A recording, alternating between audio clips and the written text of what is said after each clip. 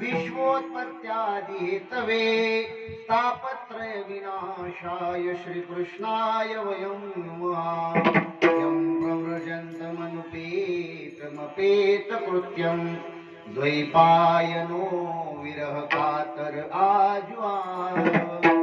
पुत्रेति तन्मयतया तरवो विनेदु तं सर्वभूतहृदयं मुनिमानतोऽस्मि जयांची केली स्वर्ण होय सकळ विद्यांचे अधिकरण ते जीवन दुसरे चरण श्री गुरूंचे ते नमस्कारोनी आता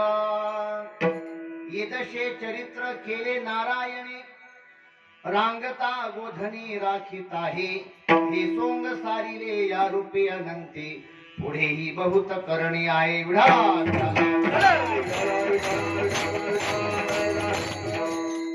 प्रस्तुत कीर्तन रूपी सेवे करता निवडलेला अभंग वारकरी संप्रदायाचे कलशस्थान घोषवणारे वैराग्याची मायामरू श्रीमंत श्री जगद्गुरु तुकोबारा यांचा भगवान परमात्म्याची अवतार मीमांसा सांगणारा भगवान परमात्म्याने अवताराला येऊन काय काय लीला केल्या या लीलांचं वर्णन करणारा 3 चरणाचा असा गोड असा काल्याच्या प्रसंगातला अभंग आहे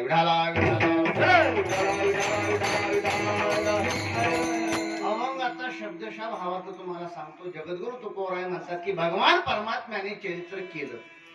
कोणत्या अवस्थेत केलं दशा दशा म्हणजे अवस्था येदशे चरित्र केले नारायणे या दशेमध्ये चरित्र नारायणाने केले कोणत्या दशा रांगता पहिली दशा ती म्हणजे रांगण्याची आणि दुसरी दशा गोधने राखीत आहे काही राखताना चरित्र केलं आणि रांगताना चरित्र केलं भगवान परमात्म्याने हे जे काही सोंग होत भगवान परमात्म्याने घेतलेले ते सोंगच होत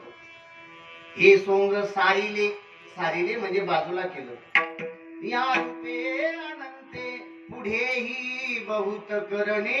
आहे भगवान परमात्म्याने विचारलं रांगण्यासाठी आणि गाई राखत असताना चरित्र करण्यासाठी मी झालो नाही मला अजूनही पुढचं कार्य करायचंय म्हणून ते सोंग बाजूला केलं नेमकं असं काय काम करायचं होतं महाराज म्हणतात आहे तुका म्हणे धर्म संस्थापने धर्माची स्थापना करण्यासाठी दुष्टांचा नाश करण्यासाठी साधू संतांचं रक्षण करण्यासाठी भगवान परमात्म्याचा अवतार असतो त्या भगवान परमात्म्याच्या अवताराचं वर्णन जगद्गुरु तुकोबाराय म्हणतात माझी वाणी तुझे वर्णी गुणनाम